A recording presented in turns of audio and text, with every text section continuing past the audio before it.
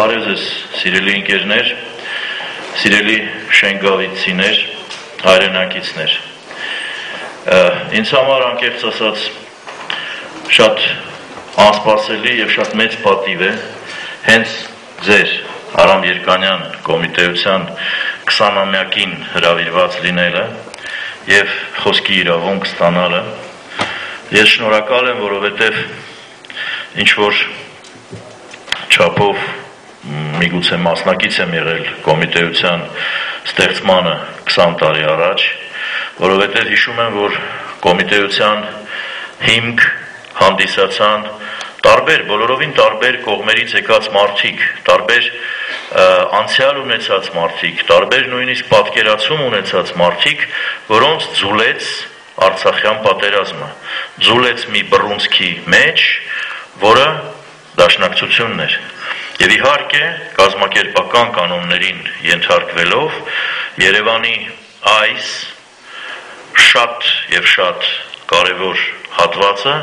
ունեցավ իր ներկայության ձևը դաշնակցության մեջ, որը եւ Արամ Երկանյան կոմիտեությունն է։ Պատահական չի իհարկե անվան ընտրությունը, որովհետեւ այն մարդիկ, այն մի քանի հոսանքը, որ Շենգավիթում դաշնակցություն ստեղծեցին, դրանց մեջ ամենակարևորներից էր այն տեսակը, որ այսօր ընդունված է անվանել կռվող տղերք։ Մի քանի ճյուղեր կային դրանց։ Կային կամավորներ, որոնք սկզբից դաշնակցական դարձան ու գնացին ճակատ։ Կային նրանք, ովքեր իրենց ջոկատներն էին ստեղծել ու գնացին ճակատ ու այնտեղ դարձան դաշնակցական, ինչպես օրինակ Արաբո ջոկատը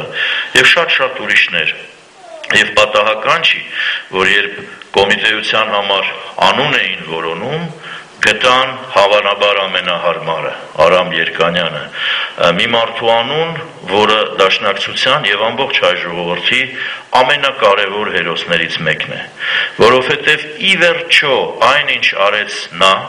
եւ նրա բոլոր մարտական ընկերները Նեմեսիս օպերացիան, դաշնակցության որոշումով կայացած Նեմեսիս օպերացիան իրականացնողը,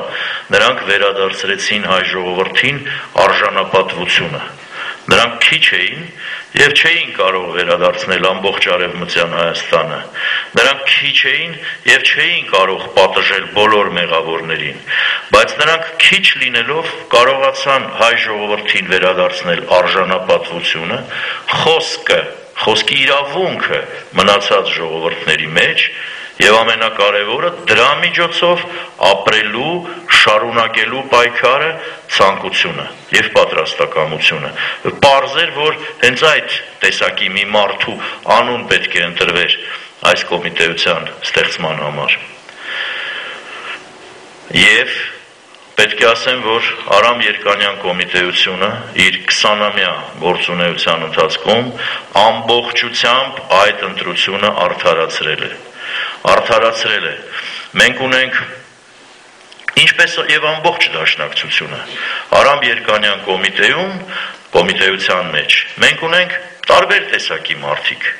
որոնց նորից դաշնակցության գաղափարը այդ մի բռունցքի մեջ ձուլել է, բայց նրանք տարբեր արտահայտություններ ունեն։ Նրանց մեջ մենք ունենք մեզ համար հավերժական անդամ մնացած զոհված ազատամարտիկներ, ունենք տղերք, որոնք մասնակցել են պատերազմին ու չնայած բոլոր դժվարություններին եւ հիասթափության ալիքներին, որ արհեստականորեն մեր ժողովրդի գլխին թափվում են, պատրաստ են, եթե վտանգ սպառնա, նորից գնան։ Մենք ունենք վերին աստիճանի բարձր ինտելեկտուալ պատրաստություն, գիտական պատրաստություն ունեցող ընկերներ, մենք ունենք քաղաքական գործիչներ այս կոմիտեում, որոնք ներկայացնում են մեր կուսակցությունը խորհրդարանում, լրագրողներ եւ այսինքն Արամ Երկանյան կոմիտեությունը կարծես մի փոքր հայլու մեջ արտացոլված դաշնակցություն լինի եւ հենց դա է ապահովում կոմիտեության շարունակականությունը եւ ուժը։ Այստեղ ես մի կադր տեսա այս ֆիլմի մեջ, որը առաջին անգամ եմ տեսնում ֆիլմի մեջ։ Եվ դա պատմական կադր է, չգիտեմ, եթե ովքեր հիշում են, իսկ ովքեր չեն հիշում, հիմա ես կասեմ, ցավոք կադրը շատ կարճ էր։ Սվինով փայտի ձողից կտրվում է ադրբեջանական դրոշը։ Ես հիշում եմ, որ հենց ձեր կոմիտեության տղերքը Ֆատալի Բեյի ադրբեջանական գյուղը գրավելուց հետո ադրբեջանական դրոշը այդ գյուղի բերեցին եւ նա բավական ժամանակ որպես կոշիկ մաքրելու շոր փռած էր Դաշնակցության Հայաստանի կենտրոնական կոմիտեի դռան առջև։ Նու վերջում իհարկե մաշվեց։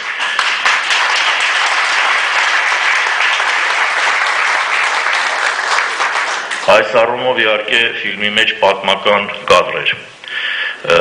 Ես ուզում եմ բայց ավելի շատ անդրադառնալ մեր կուսակցության եւ իհարկե Արամ Երկանյան կոմիտեության ապագա գործունեությանը, որովհետեւ ինչպես մեր կուսակցության պարագայում, այդպես էլ կոնկրետ ցանկացած կոմիտեության Հայաստանում կամ Հայաստանից դուրս էական չի, ամենակարևորը փառավոր, փառահեղ անցյալի դափնիների վրա քնելը չի։ Մենք չենք կարող, հասկանում եք 120 տարվա,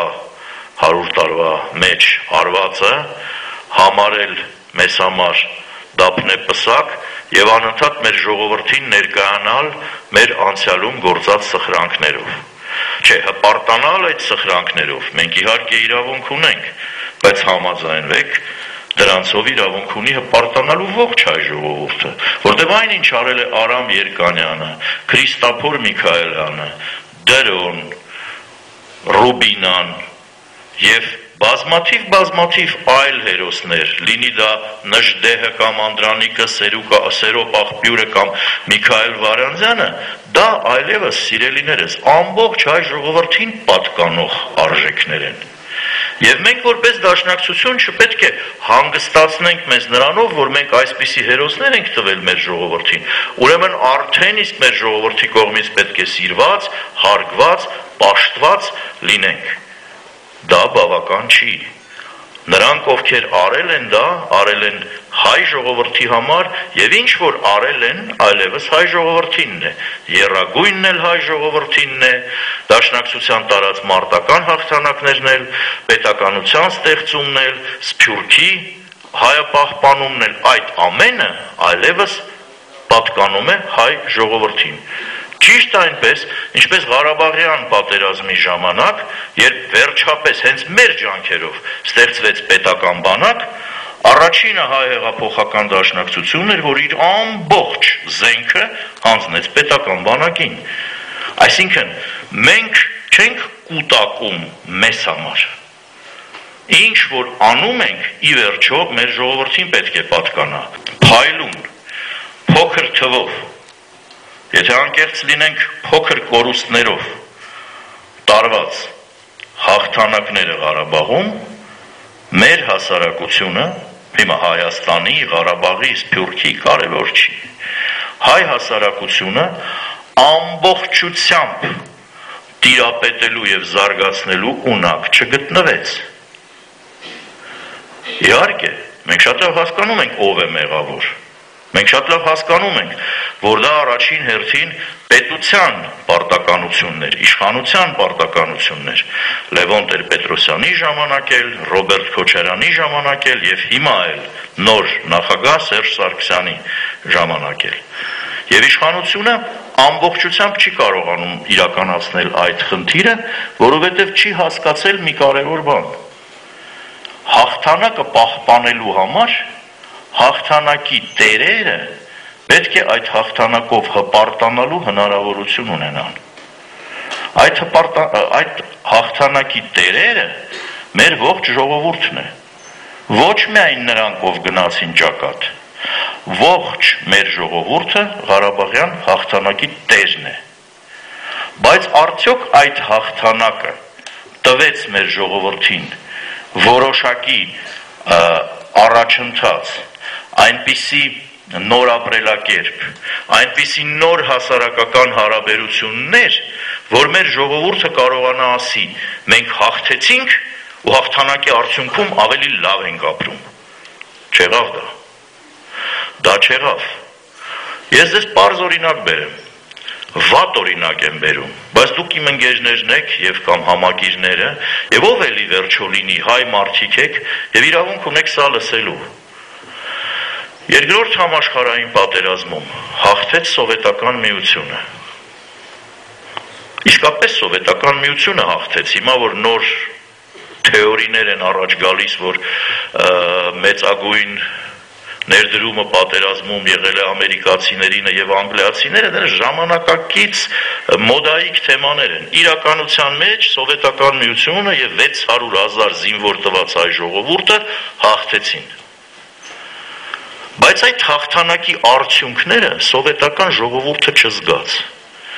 Ապրեց ավելի ու ավելի ու ավելի վատ։ Արդյունքում Սովետական Միությունը քանդվեց։ Այդ քանդման պրոցեսը տևեց 45 տարի, բայց Սովետական Միությունը հսկայական էր, հզոր էր,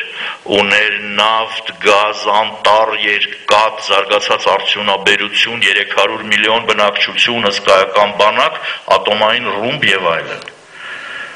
Բայց որովհետեւ իր ամենահպարտալի պատերազմի արդյունքում իր ժողովուրդը ոչինչ չշահեց ու ապրեց ավելի վատ, քան պարտված ժողովուրդը գերմանացիները, շատ ավելի վատ, քան պարտված ժողովուրդը։ Ես նույնիսկ չեմ ասում արևմտյան Գերմանիայի գերմանացի ժողովուրդը, նույնիսկ GDR-ի, Սովետական Միության լծի տակ ընկած Գերմանիայի հատվածը ավելի լավ էր ապրում, քան հաղթող Սովետական Միության ժողովուրդը։ Այդ երկիրը ապագա չուներ ու քանդվեց։ 45 տարի սակայն դիմացավ, որտև մեծ էր, հզոր էր այն ամենը, ինչ նկարագրեցի։ Հայաստանը, սիրելիներս, այդ հզորության, այդ պաշտպանական ռեսուրսը չունի։ Հայաստանը այդ ամրության ռեսուրսը չունի։ Իդեմս նավթի, անտառի, 300 միլիոն բնակչության եւ այլն։ Եվ ուրեմն եթե Հայաստանը չգտնի ճիշտ առաջ գնալու ռեսուրս, նրան կարող է սպասել այն, ինչ տեղի ունեցավ Սովետական Միության հետ, որտեղ ժողովուրդը, որը հաղթում է պատերազմում իր հերոսությամբ, ժողովուրդը, որը որսորդական հրացաններով գնում է տանկերի դեմ ու հաղթում է արդյունքում, ու այդ հաղթանակից հետո ապրում է ավելի վատ, քան մինչև հաղթանակը, այդ ժողովուրդը կորցնում է պետականություն կառուցելու հավեսը, մոտիվացիան, ցանկությունը, դրա համար արտագաղթ, դրա համար համատարած հիասթափություն, հուսալքում եւ այլն եւ այլն։ Ես չեմ ուզում մտնել հիմա սիրելիներս տնտեսական իրավիճակի մեջ, այդ ամեն ինչը դուք շատ լավ գիտեք, Արա Նռանյանն էլ ձեր կոմիտեությունից է, 1000 անգամ պատմած կլինի, հեռուստացույց էլ տանը ունեք, տեսնում եք ֆրակցիայի պայքարը, տեսնում եք մեր կռիվը եւ բոլոր բացատրությունները։ Ես հիմա մենակ ուզում եմ խոսել բարոյական արժեքների մասին։ Մենք փաստորեն, եթե չկարողանանք պարտադրել իշխանությանը, հասկանալու, որ նրա միակ ռեսուրսը համերաշխությունն է հասարակության մեջ, որը կտանի դեպի զարգացում, իսկ համերաշխությունը չի կարող առաջանալ, եթե հասարակության մեջ արդարություն չկա, այդ իշխանությունը պիտի գնա, եւ որովհետեւ մենք համոզվեցինք, որ իշխանությունը ընդունակ չի դա հասկանալու, մենք ասում ենք իշխանությունը պետք է գնա։ Զուգահեռաբար այդ բանը ասում են նաև ուրիշ ընդդիմադիր ուժեր։ Բայց ինչի համար են ասում եւ ինչ են ապահովելու այն դեպքում, եթե այդ իշխանությունը գնա, սա մեզ համար դեռևս մնում է հարցական։ Եվ սա է պատճառը, ինչու մենք լուրջ զգուշությամբ ենք վերաբերվում, երբ խոսքը գնում է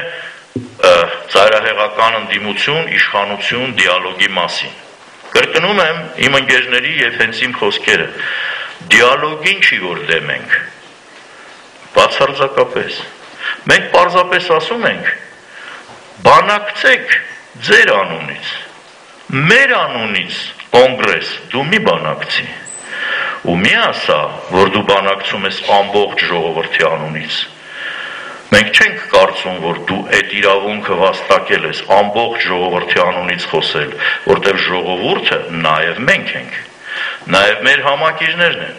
նաև բոլոր նրանք են, ովքեր զզված ու հիասթափված հայաստանյան քաղաքական միջավայրից ընդհանրապես չի գնում ընտրության եւ ձայնը չի տալիս ոչ հանրապետականներին, ոչ կոնգրեսին, ոչ էլ նույնիսկ մեզ։ Այս ժողովուրդը նաեւ դա է, որքանով եք դուք ներկայացնում նրանց։ Մի վերցրեք ձեր վրա ողջ հայ ժողովրդի դարդերի բեռը, խոսացեք ձեր անունից եւ նվաճեք այն ինչ որ դուք եք ուզում նվաճել, այստեղ մենք խնդրեմ չունենք։ Ուզում եք գաք խորհրդարան կոնգրեսականներ, եկեք։ Ուզում եք գործադիր իշխանություն մտնել, ինչ որ բաներ հետ նվաճել ձեր ունեցածից, կորցված ունեցածից, նվաճեք։ Մենք այստեղ չի որ խնդրեմ ենք տեսնում, բայց հայ ժողովրդի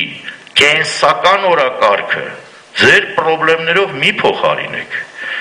Մեր ժողովրդի կենսական օրակարգի մեջ առաջնահերթ չի այն հարցը, թե օպոզիցիան որ հրապարակում է միտինգ անելու, մատենադարան կամ օպերա։ Այդ չի, որ մեզ համար ամենակարևորն է։ Եվ ուրեմն նման հարցերով կոծկել ժողովրդի իրական օրակարգը սա է, որ մեր մոտ մտահոգություն է առաջացնում, բայց լավ, ի վերջո, քաղաքական զարգացումները գնում են առաջ եւ գալու է նաեւ ընտրության պահը։ Բազմիցս ասել ենք, որ մեր ժողովուրդը հոգնած է, հիասթափված է, արհեստականորեն կամ օբյեկտիվ կամ սուբյեկտիվ պատճառներով այնքան է աղքատացված, աղքատության այնպիսի աստիճանի է հասցված, որ ակնկալել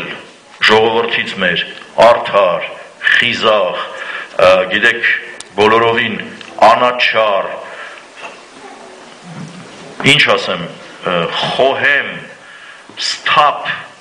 գնահատականներ եւ դրանց վրա հիմնված ընտրություն դժվար է ակնկալել։ Մարդիկ ապրում են այս օրով, այս պահով եւ այո, կարող է պատահի ստին էլ խափնվեն, փողին էլ խափնվեն։ Այս երկուսն է, որ մեզ միշտ սպառնում է։ Ծայրահեղականների կողմից սուտը, իշխանության կողմից փողը։ Ու գումարված ստի հետ այնտեղ սուտը անպակասան միշտ։ Այս առումով է, որ սիրելի շենգավիցիներ, սիրելի Արամ Երկանյան կոմիտեություն,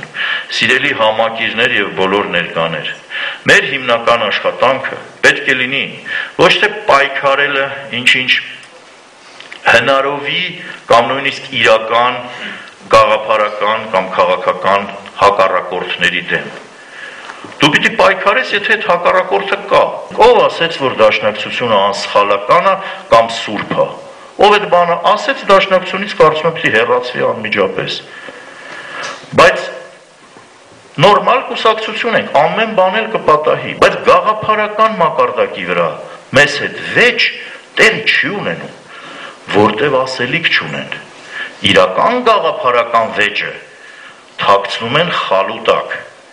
որտև ամաչում են ձեր առջև, ժողովրդի առջև բացեն այդ վեճի իրական բովանդակությունը։